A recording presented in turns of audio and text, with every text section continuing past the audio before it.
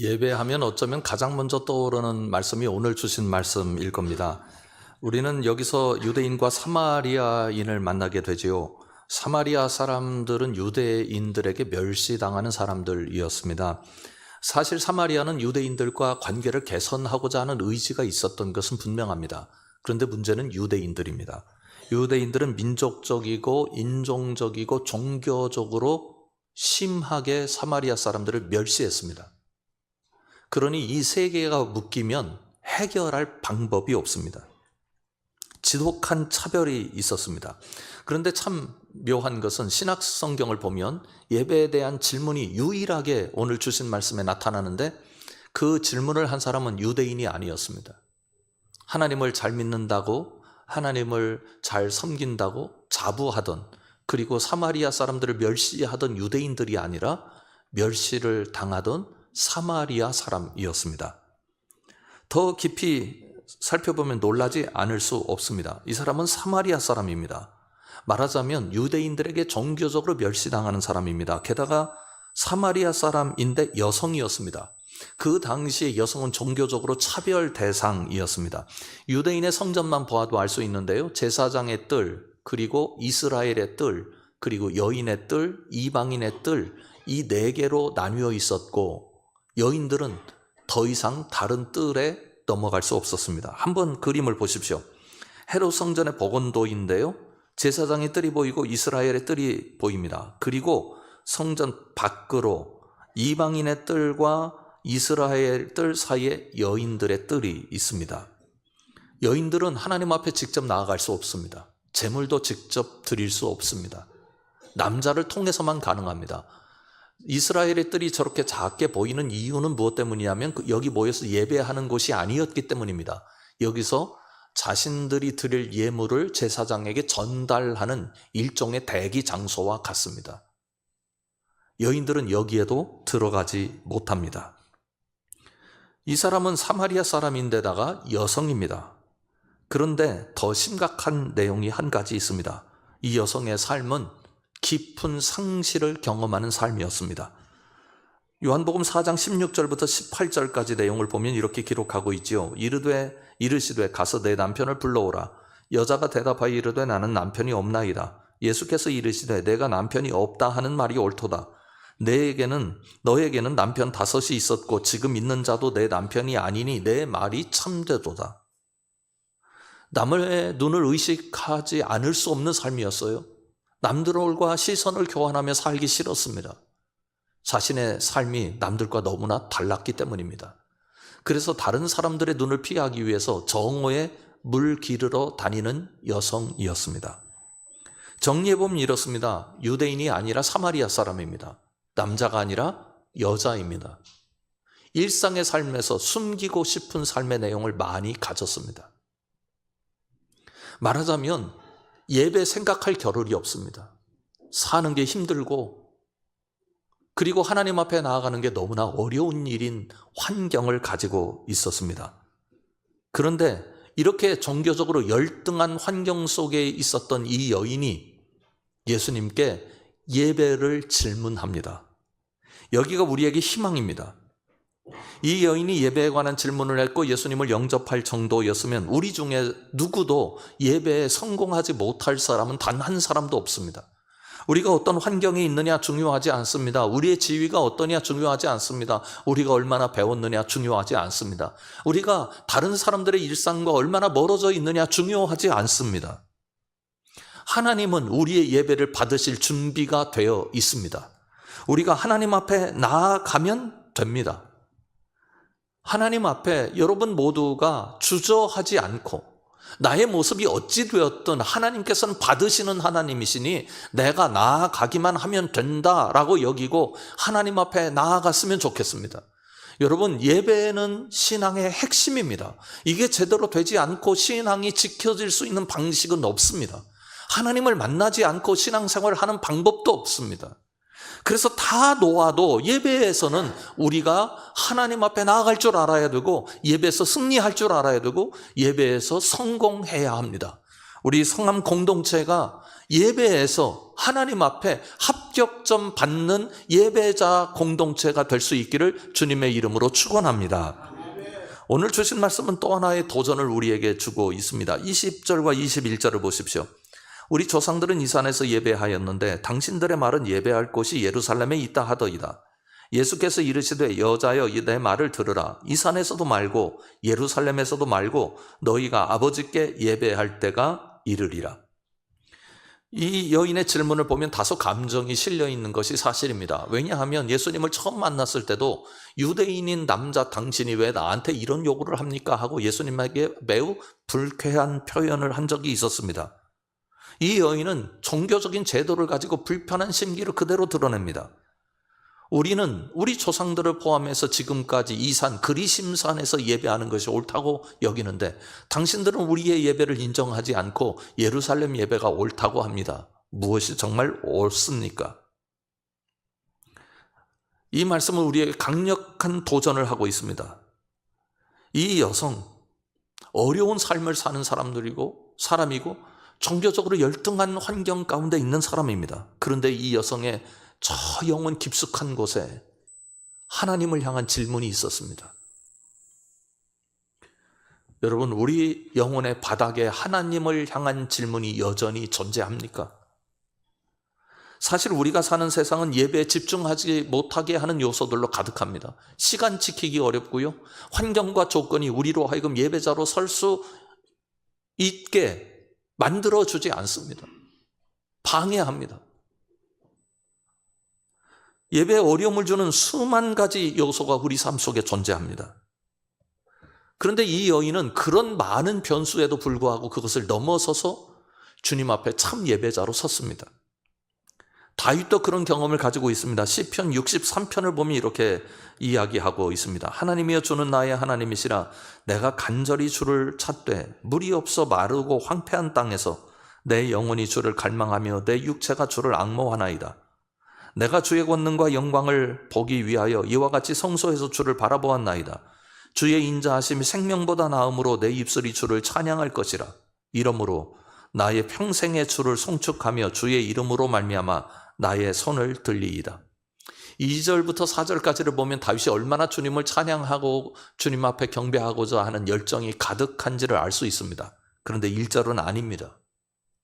마르고 황폐한 땅에서 주님을 갈망한다고 고백합니다. 63편의 표제가 이렇게 되어 있어요. 다윗의 시 유다 광야에 있을 때, 정확하게 사울에게 쫓겨났을 때 이 시를 썼는지 아니면 압살롬에게 배반당했을 때 이 시를 썼는지는 알 길은 없습니다. 그러나 분명한 것은 지금 다윗은 궁이 아니라 광야에 있고 목숨의 위협 속에 있었습니다. 그런데 따지고 보면 이거 다윗이 잘못해서 하나님으로부터 벌 받은 게 아닙니다. 사울로 이야기를 하자면 사울 앞에 다윗이 얼마나 잘했습니까? 온 백성이 다윗을 추앙했습니다. 사울의 지지도는 바닥을 쳤습니다. 그러면 왕권을 노릴만 합니다. 보통 같은 사람이면 다 노렸을 것입니다. 그런데 다윗은 단 한 번도 왕권을 노린 적이 없습니다.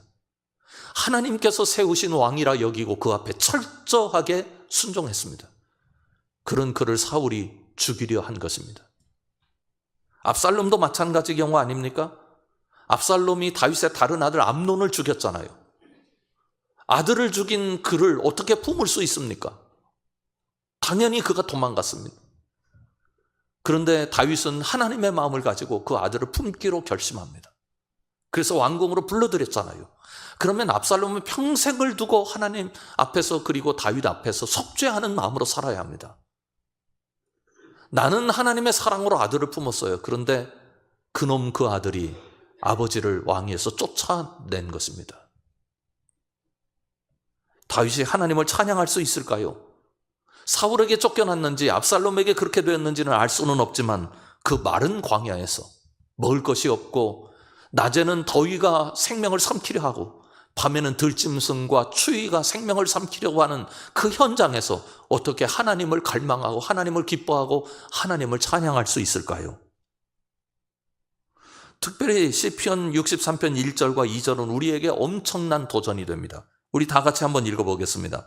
하나님이여 주는 나의 하나님이시라. 내가 간절히 주를 찾되 물이 없어 마르고 황폐한 땅에서 내 영혼이 주를 갈망하며 내 육체가 주를 앙모하나이다. 내가 주의 권능과 영광을 보기 위하여 이와 같이 성소에서 주를 바라보았나이다. 1절은 그가 있는 장소가 황폐한 땅이라고 분명히 이야기합니다. 그런데 2절에서는 성소 얘기를 하고 있습니다. 지금 다윗은 광야에서 성소를 세우고 있는 것입니다. 성소에서 다윗이 주님을 예배할 때, 하나님을 예배할 때 그렇게 좋았습니다. 그렇게 기뻤습니다. 그렇게 행복했습니다. 그런데 쫓겨났잖아요. 이제 언제 죽을지도 모르잖아요. 그런데 다윗의 고백은 이것입니다. 주님, 여기에 성전의 벽이 없고 성소의 지붕이 없고 성전 기물이 없어도 내가 그렇게 기뻐하고 내가 그렇게 영광스럽게 여겼던 그 성소의 예배가 오늘 저에게 있습니다. 다윗에게는 건물이 있느냐, 거기에 성전 기물이 있느냐, 여기가 예배하는 장소냐, 이게 중요하지 않았습니다. 다윗에게 중요한 것은 성소에도 예루살렘에도 하나님 계시지 않으면 그건 의미 없습니다. 그러나 광야에도 하나님 계시면 거기가 성소입니다. 다윗은 예루살렘에서 쫓겨났고 물도 없고 마른 광야에 있었지만 낮에 더위가 사람을 삼키고 밤에 추위와 들짐승이 자기를 삼키려 하지만 주님, 여기가 성소입니다 라고 여기고 예배하고 있습니다. 사랑하는 성암 식구 여러분, 우리에게도 다윗 같은 경험이 있을 수 있습니다.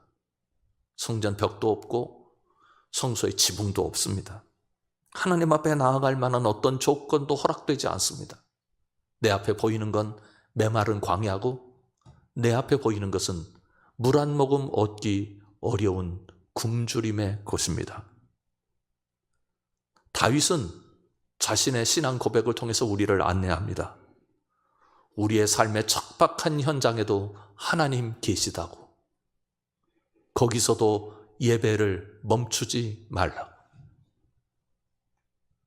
하나님을 찾는, 하나님을 만나는 방법, 하나님의 생명과 복에 참여하는 방법이 있습니다. 그것은 하나님 앞에 나아가는 것입니다.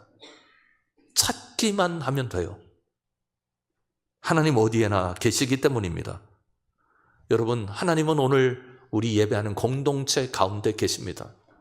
그 하나님은 여러분의 삶의 현장에도 계실 것입니다. 거기서 주님을 예배하는 참 예배자로 서셔서 하나님께서 주시는 생명, 하나님께서 주시는 평안, 하나님께서 주시는 행복을 찾아내고 여러분들의 것으로 누리는 참된 예배자가 되시길 주님의 이름으로 축원합니다. 그런데 그렇게 예배를 우리가 하기를 원하지만 정말 어떤 예배가 그런 예배가 될 수 있을까요? 22절부터 24절까지 안내하고 있습니다. 너희는 알지 못하는 것을 예배하고 우리는 아는 것을 예배하노니 이는 구원이 유대인에게서 남이라. 아버지께 참되게 예배하는 자들은 영과 진리로 예배할 때가 오나니 곧 이때라. 아버지께서는 자기에게 이렇게 예배하는 자들을 찾으시느니라. 하나님은 영이시니 예배하는 자가 영과 진리로 예배할지니라. 성경이 말씀합니다. 예수 그리스도가 거기에 오셨기 때문에 그때부터 진정한 예배가 시작된다고요. 그래서 예수 그리스도를 통하여 예배할 수 있는 길을 사마리아 여인에게 안내해 주셨습니다. 그런데 그 다음에 우리가 관심이 있는 부분이 있습니다. 영과 진리로 예배하는 것입니다. 이게 도대체 무슨 의미일까? 영과 진리로 예배하는 사람들은 하나님이 영이신 것을 깨달아야 한다고 말씀합니다. 도대체 이 예배의 모습은 어떤 모습일까? 뭔가 황홀하고 신비경에 쌓여서 드리는 예배를 이렇게 표현하는 것일까? 아닙니다. 여러분, 우리는 이 세상에서 살고 있습니다. 이 세상은 우리에게 두 가지로 가치 매김을 하려고 덤벼듭니다. 하나는 소유고 하나는 성공입니다. 내가 얼마나 많이 소유했느냐, 내게 소유된 것이 얼마나 중요한 것이냐, 우리에게 매우 중요합니다. 우리가 세상에서 살면서 그게 대단한 것이든 대단하지 않은 것이든 간에 우리가 얼마나 성공하는 삶을 살아가고 있느냐.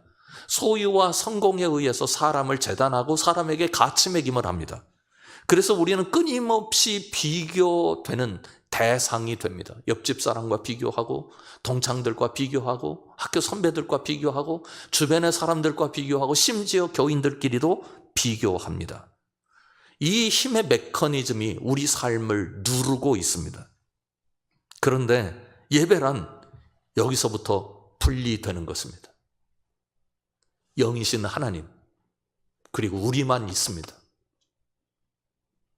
그래서 하나님과만 우리가 만납니다. 이 거대한 흐름으로부터 우리를 떼어놓고 더 이상 이 거대한 흐름, 소유와 그리고 성공의 그리고 비교의 의식이 우리를 더 이상 짓누르지 못하도록, 그게 우리에게 더 이상 가치가 있는 것이 아니라고 선언할 수 있는 담대함을 우리에게 허락해 주시는 것입니다. 하나님과 우리만 있으면 하나님은 우리가 사랑하는 대상이고 그 하나님은 우리를 사랑하시잖아요. 나는 얼마나 많이 가진 사람이냐, 나는 얼마나 성공한 사람이냐가 아니라 나는 하나님의 사랑받는 사람입니다. 하나님은 나 같은 인생을 위해서도 아들을 아끼지 않고 내어주신 사랑의 하나님 있습니다. 사랑하시는 하나님과 사랑받는 우리가 만나고 교제합니다. 다윗이 광야에서 주의 인자하심이 내 생명보다 낫다고 고백하는 이유가 그것입니다. 사울의 칼날이 있어도, 아들이 배신하여 나를 죽이려 할지라도 주의 인자하심만 있으면 나는 다 이겨낼 수 있습니다. 그렇게 고백하는 거죠. 이것이 분리가 주는 힘입니다. 우리가 세상에서도 경험합니다. 부모님이 나를 격려할 때 내가 사랑하는 사람이 괜찮다고, 당신이 내겐 최고라고 여길 때 우리 마음속에 얼마나 큰 에너지가 올라옵니까? 그 소리 듣고 싶어서 살잖아요. 그 소리 듣는 것이 행복이잖아요. 하나님께서 우리를 분리시켜 주시고 세상이 줄 수 없는 가치를 붙들게 하심으로 말미암아 세상을 견디고 이기는 맷집이 생기도록 우리를 인도해 주시는 것입니다. 바로 이것이 예배입니다. 예배를 통하여 자신을 세상과 분리시킬 수 있어야 세상을 이기는 길을 열 수 있습니다. 사랑하는 성암 식구 여러분, 예배는 우리를 분리시켜 무장시켜 줍니다. 그리고 세상으로 파송하시는 하나님의 역사가 담겨 있습니다. 그냥 보내는 것이 아닙니다. 우리에게 힘을 주십니다. 지혜를 공급해 주십니다. 사랑하는 성암 식구 여러분 모두가 예배에 여러분의 인생을 거시기 바랍니다. 저는 확신합니다. 예배에 성공하는 자는 인생에서도 성공할 수 있습니다. 세상을 이길 수 있습니다. 여러분들 모두가 하나님이 찾으시는 사람인 줄 깨닫고 그 하나님을 의지하는 참된 예배자로 살아갈 수 있기를 주님의 이름으로 축원합니다. 우리 함께 기도하면 좋겠습니다. 하나님, 이 시간 우리 가운데 임재해 주셔서 우리가 이런 신앙 고백을 갖고 예배에 대한 감각을 회복해서 이 예배의 열정으로 세상을 이겨나가는 그리스도인 되게 해달라고요. 다 같이 기도하겠습니다. 아버지 하나님 감사합니다. 우리가 주님의 은혜를 경험합니다. 주님의 사랑을 경험합니다. 아버지 하나님께서 오셔서 우리 모두가 이 시간에 진정으로 하나님과 교제하고 깊은 친밀한 교제 속에서 하나님을 만나는 만남을 통해서, 하나님을 기뻐하는 그 기쁨을 통해서, 하나님의 말씀을 통해서 우리를 얼마나 위하시는지 하나님의 은혜를 깨닫게 하시고 그 은혜로 세상을 나아갈 줄 아는 그리스도인 되게 하여 주시옵소서. 하나님을 찬양하는 것이 기쁨이고 하나님을 기뻐하는 것이 힘이고 그 힘이 우리의 능력임을 깨달으며 살 수 있도록 주님께서 도와주시길 원합니다. 아버지 하나님, 주님 은혜를 허락하여 주시옵소서. 예수님 이름으로 기도드립니다. 아멘. 오늘 여기 임하신 주님을 찬양합니다. 주님께서 우리 인생을 홀로 두시지 아니하시고 붙잡아 주시고 우리의 사랑 고백을 받아주시며 우리의 기쁨의 찬양을 받아주시고 우리에게 주님의 은혜를 마음껏 허락하시는 줄 믿습니다. 이 믿음을 가지고 세상을 이기게 하여 주시옵소서. 예수님 이름으로 기도드립니다. 아멘.